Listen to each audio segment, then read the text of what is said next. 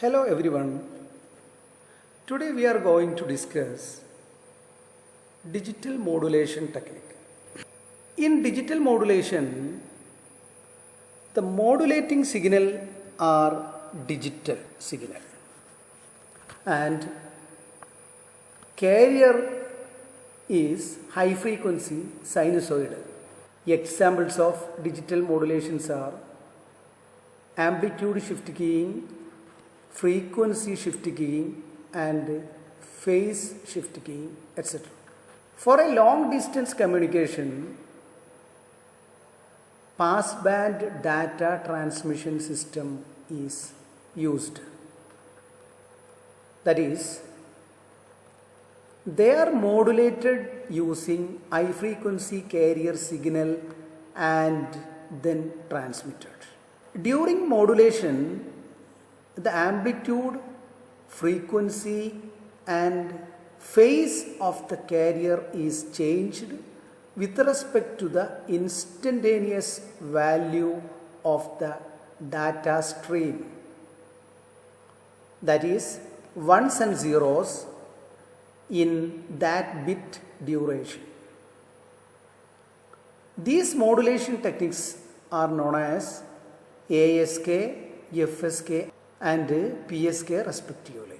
Let us see the amplitude shift key. In ASK, amplitude of the carrier wave is varied with respect to the input logic 1 or 0 of digital data. Here, two carriers with different amplitudes and same frequency and same phase are used. It is a simplest of all the digital modulation techniques. Let us see how a ASK signal is represented.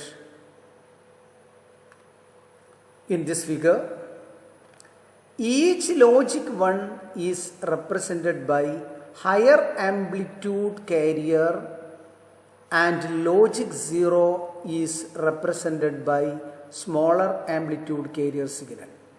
But the frequency and phase of both carriers are same.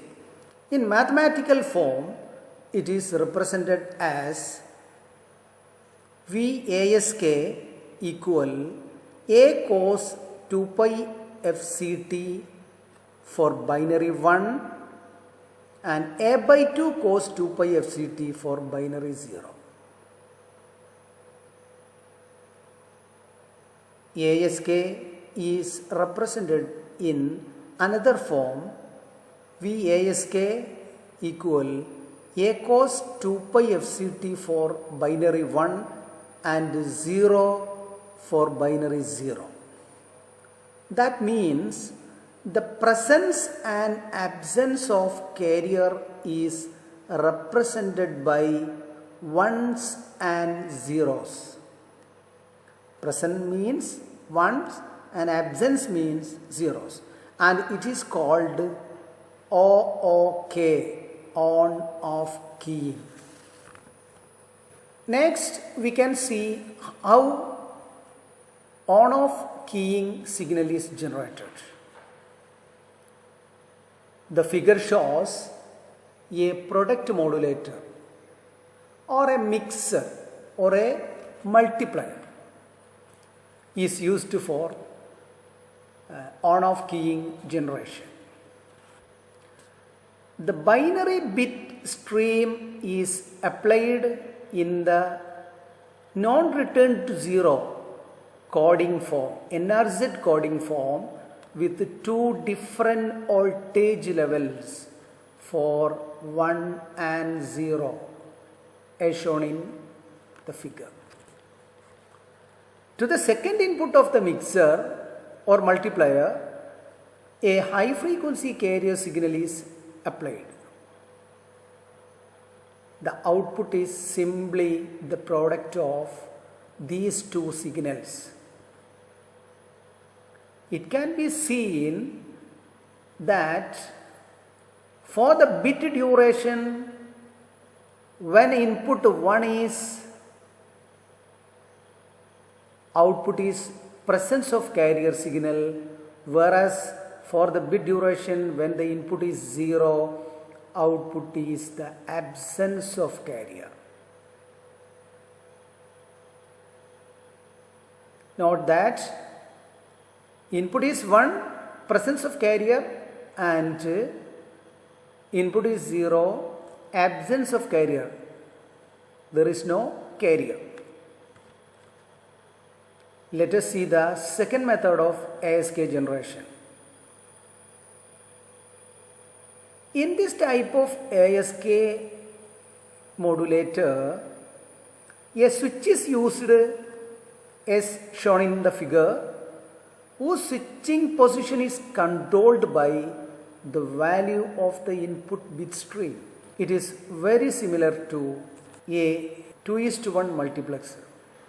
The one input of the switch, the carrier signal with large amplitude, is connected as shown. V1 of t equal a cos 2 pi fc t.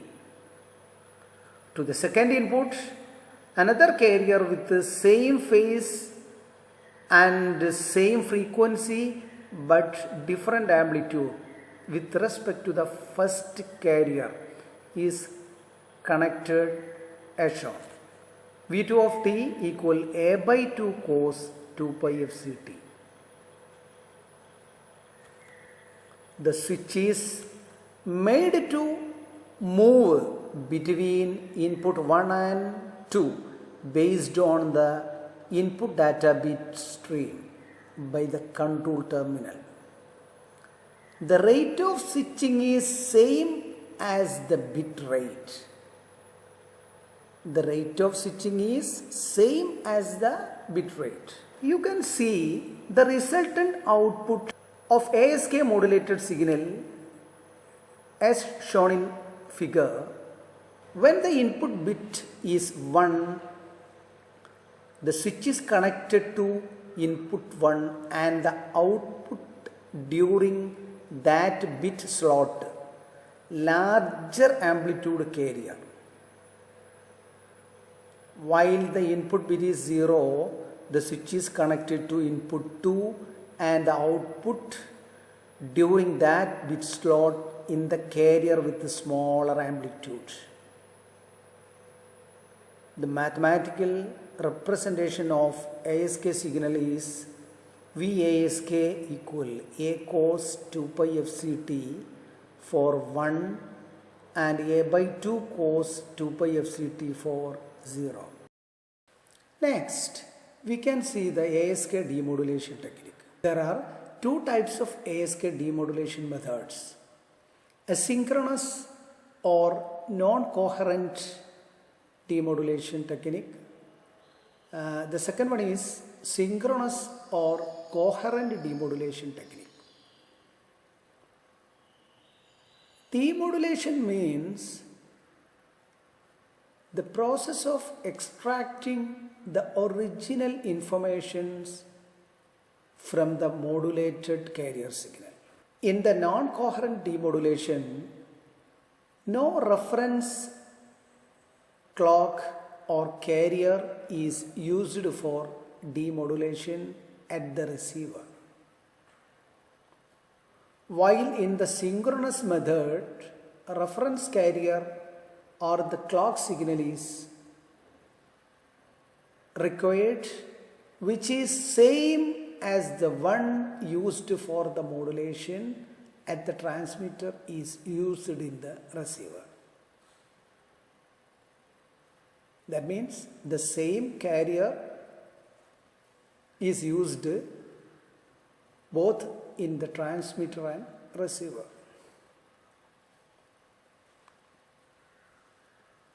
Let us see how ASK signal is demodulated using asynchronous or non-coherent method.